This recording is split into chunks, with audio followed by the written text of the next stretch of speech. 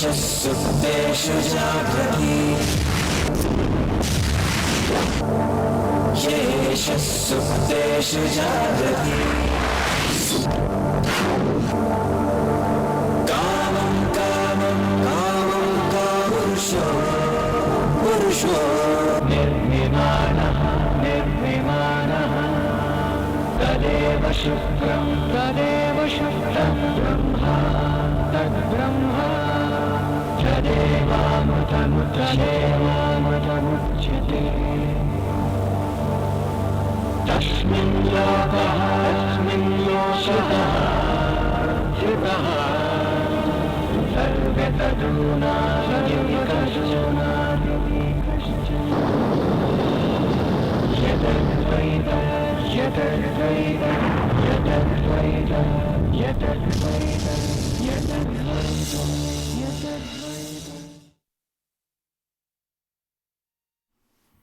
A very good morning, my professional colleagues, on yet another CPE Teleconference program on the subject Appeals before CIT Appeals and IT88.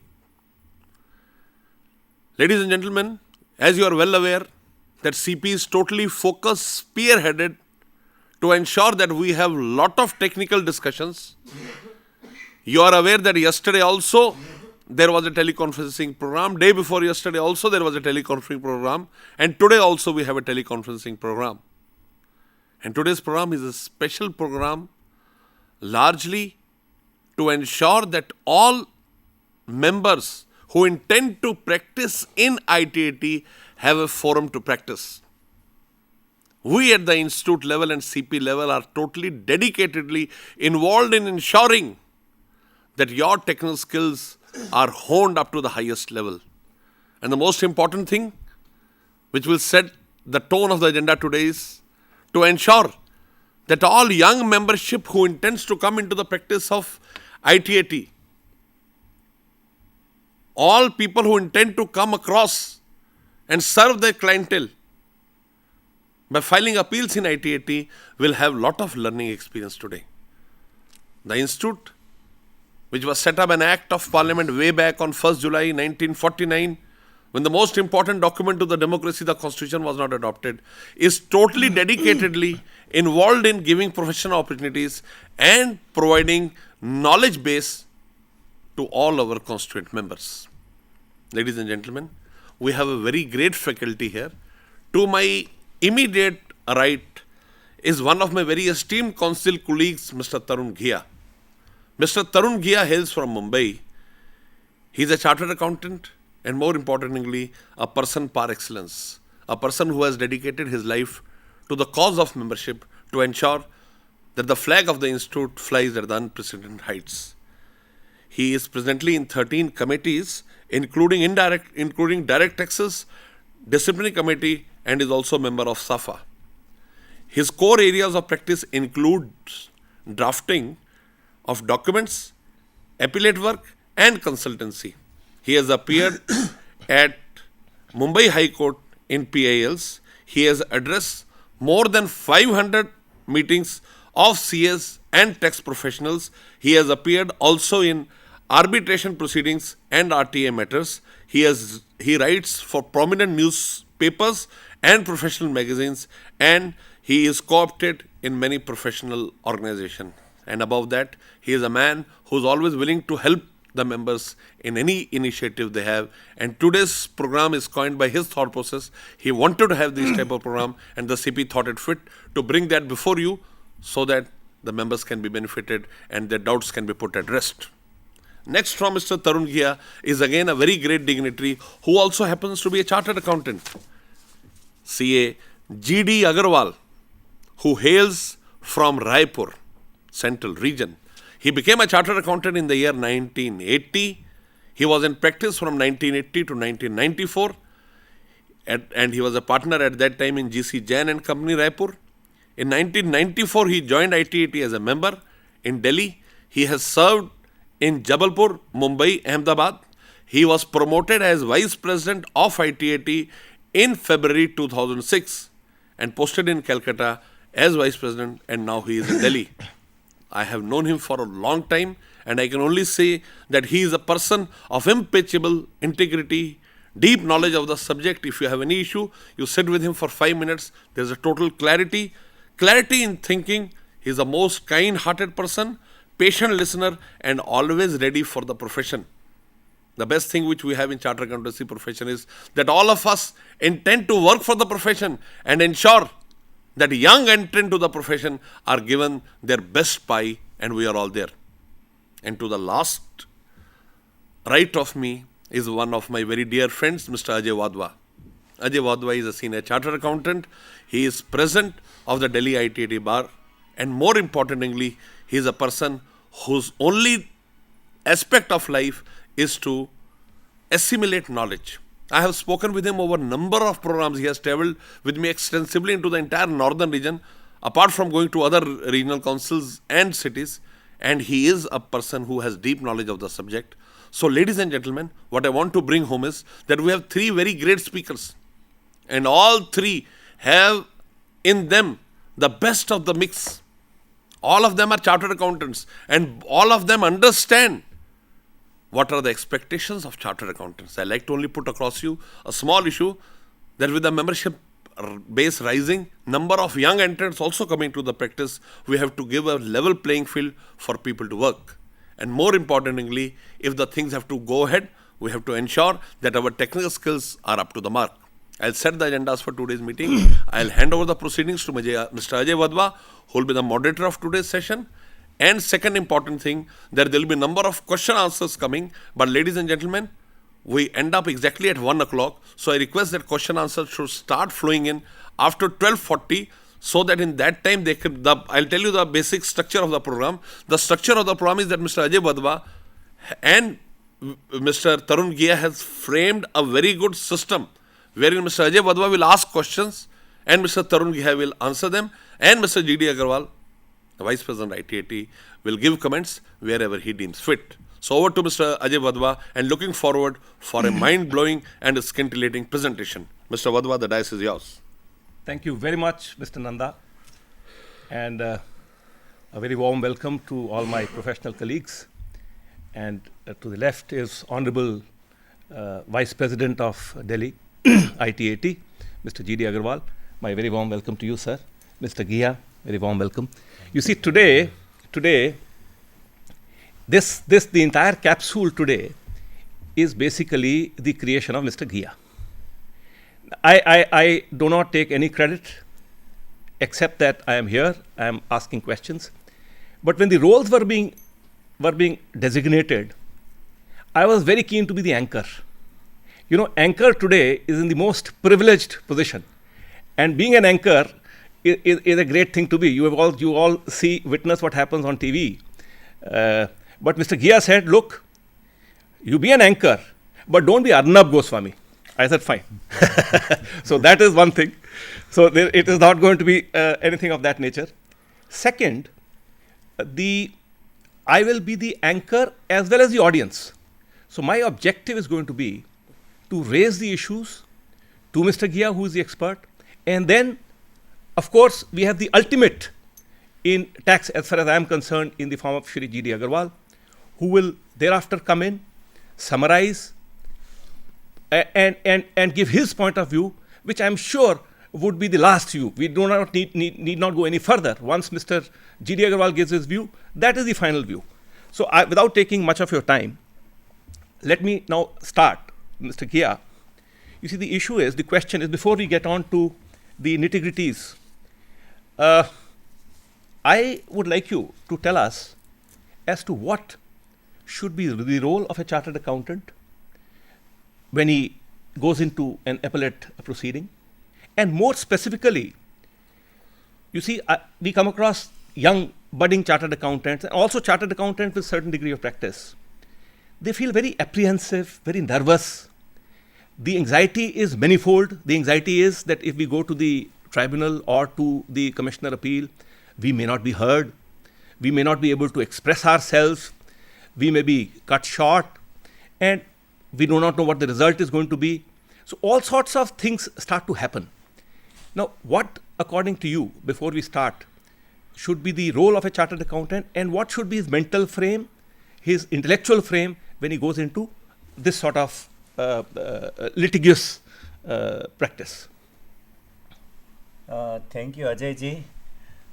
Very good morning to friends, all of you. And let me, Ajay ji, at the outset take the liberty of firstly thanking my very senior council colleague, chairman of the CPE committee and a leader in his own right, council member CS Nanda ji. And friends, you will also appreciate that we have two eminent personalities. Firstly, the authority, not only authority designation wise, but knowledge wise also.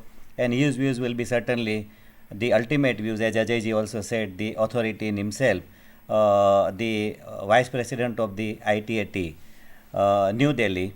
And more importantly, he is not only very humble, but he is a part of us. We can take pride because he is a chartered accountant, so we belong to his class only, and this is the best example one can say that our member has achieved this height in the profession, in terms of the performance in the government also. And of course, as Ajay ji said, he is certainly an anchor, but more importantly, he is a very eminent professional. He is chartered accountant turned advocate. He practices at ITAT also as well as at High Court, and therefore we will certainly have the benefit of his views, the expert views of Ajay ji also. Coming to Ajay ji directly to the point which you very rightly raised, that the role of chartered accountants in appellate practice. What we are observing is that in absolute terms also as well as in comparative terms also, the number of chartered accountants in tribunal practice particularly are not so many. And at the same time, it is my considered view, it is the considered view of the fraternity also, that CAs are entitled knowledge wise, qualification wise and every wise to enter and practice at the tribunal also, for the reasons that one should appreciate that practicing in any law, practicing any matter concerning the law would require one to be aware of, to be most aware of the facts of the case. Now in that connection, there cannot be two views, that the chartered accountant is closest to the commercial transactions, to the facts of the client's cases. In fact, in a lighter vein, it can also be said, Ajay ji, Yes. that CA is more often than not more worried about the commercial affairs of his clients than the client himself also may be. Second element required to plead on any matters, to represent any matter, would be the knowledge of the relevant provisions of the law. Here also it is observed that now, in today's context, the stage has already come that whenever an SSC, a taxpayer, thinks of income tax, whether at individual level, whether at corporate level, or whether at multinational level, generally he thinks more often of a chartered accountant as the best consultant for him. So the CA has already applied his mind to the computation part of the income, to the planning part of the income, to the relevant provisions as applicable to the facts of the case. And what is probably more required to sharpen the skills of the chartered accountants is the articulation about the art of representation, the specialization which is today very, very much required, because today, although we have many departmental stores of the chartered accountants offices, but at the same time we observe that today is the world of specialization. So to practice on appellate side, particularly at tribunal, ITAT, one would require to specialize and update himself about all the developments, particularly in the context of legal developments. As far as Ajay ji, your point very well taken, apprehension in the minds of chartered accountants.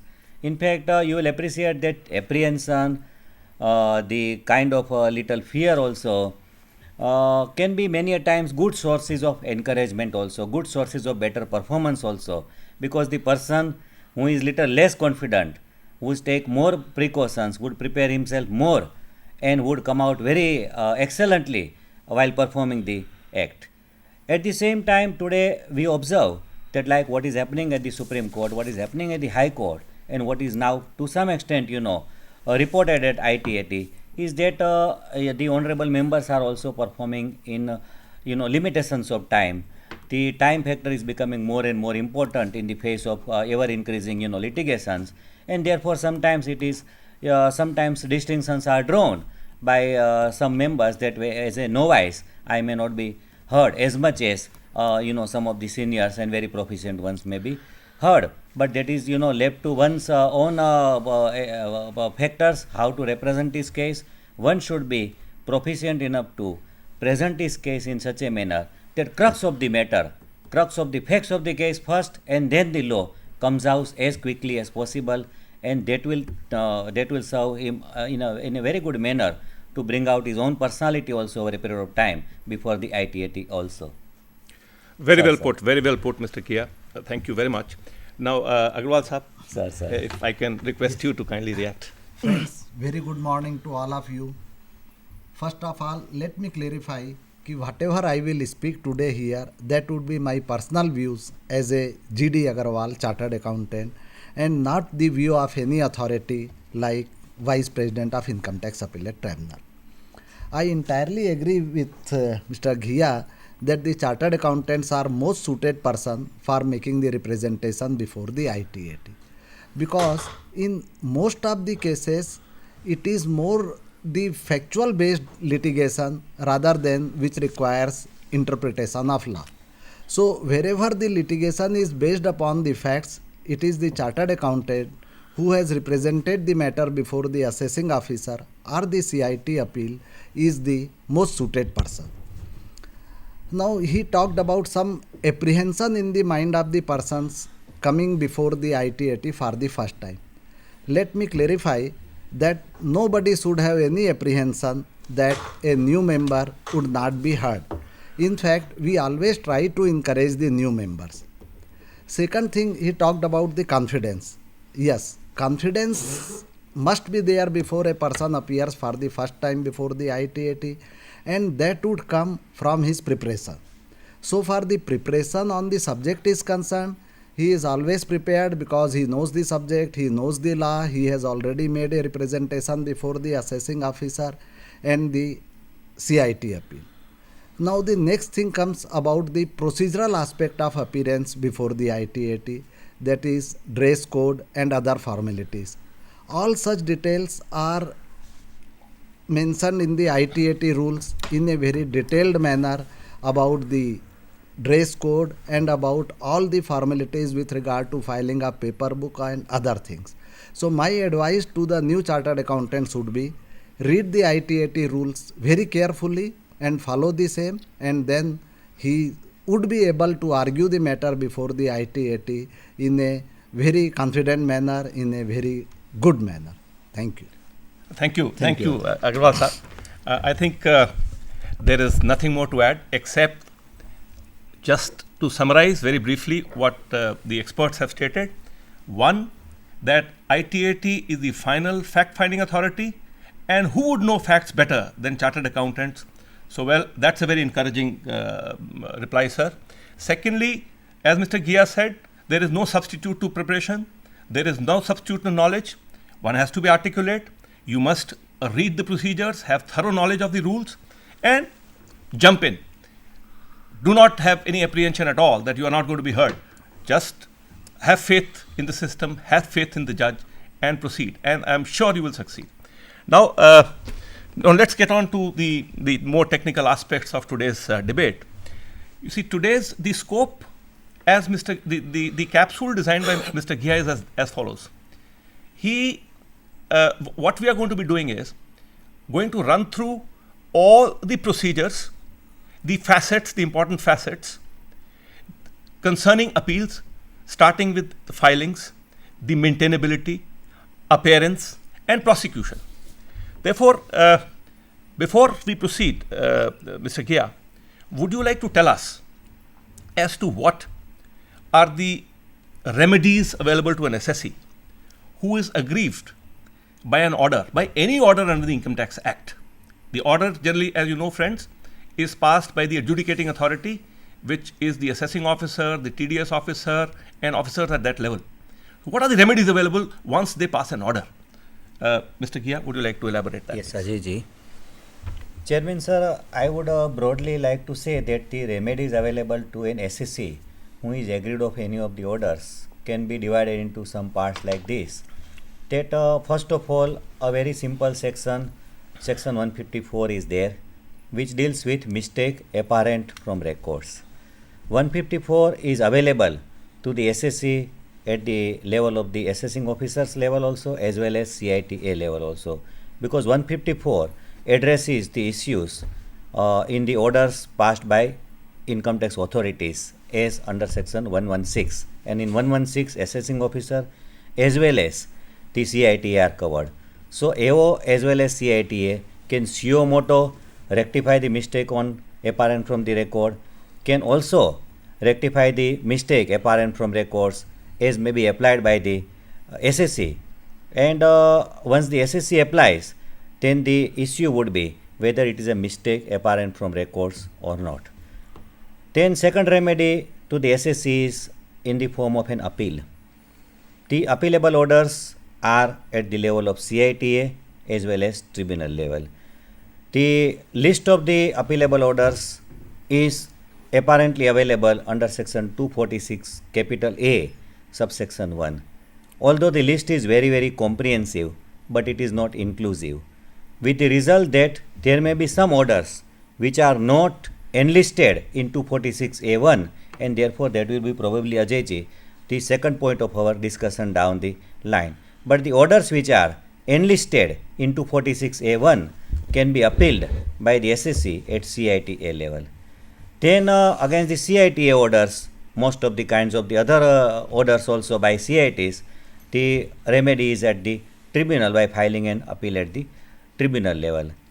Then there is also a remedy that some of the orders are non-appealable, because ultimately the appeal is a continuation of the assessment proceedings. So there may be cases where some of the documents which could not be produced at assessment level cannot be produced even as additional evidence at CITA level.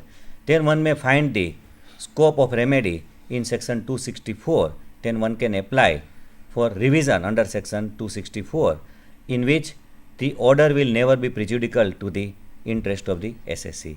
So these are the three kinds of remedies available to the SSC. To the department also one can consider the remedies in the form of reopenment and reassessment under section 147, in the form of revision when the order is prejudicial to the revenue, and erroneous also in the form of 263.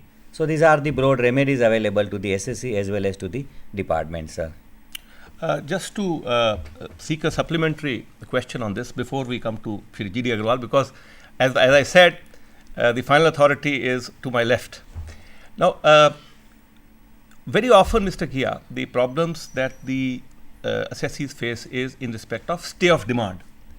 Let us say an assessment order is passed and a huge demand is created. You go to the AO says, I will not stay it. You go to the assessing officer to the next level, he doesn't stay it. You go to the CIT, he doesn't stay it. What is the remedy thereafter? Do we have any appeal remedy? Or what does one do once he exhausts these three remedies and still doesn't get any succor? Very pertinent question, Ajay ji, for the reason that, sir, today an SSC suffers more of the coercive recovery proceedings rather than his confidence about succeeding at the appeal. He may be confident with the help of his consultants that he has all the merits to succeed down the line in the appeal, but in the intervening time, the recovery proceedings are really unsettling the SSC and his financial position also.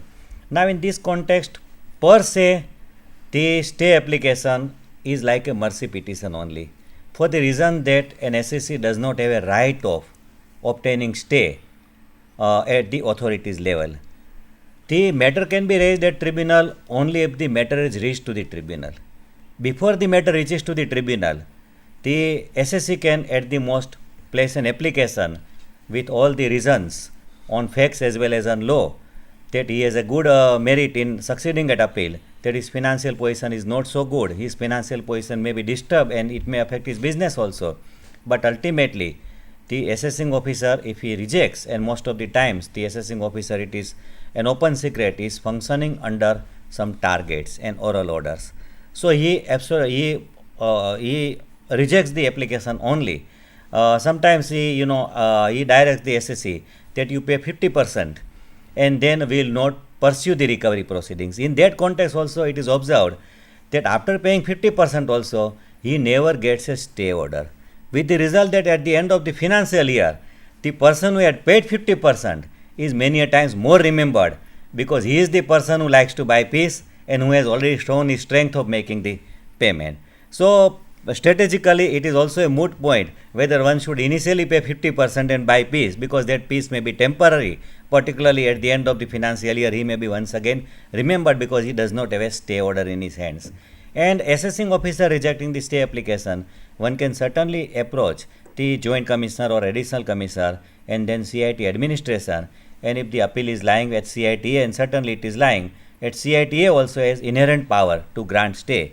And if CITA does not grant stay and if the matter is lying with the CITA, then one cannot approach the tribunal, because denying the stay is not an appealable order. And the only remedy one may have is to file a writ petition under Article 226 of the Constitution at the High Court. But High Courts are not so much welcoming the petitions about stay, etc., and High Courts are generally reluctant to entertain such petitions except in some blatantly wrong cases.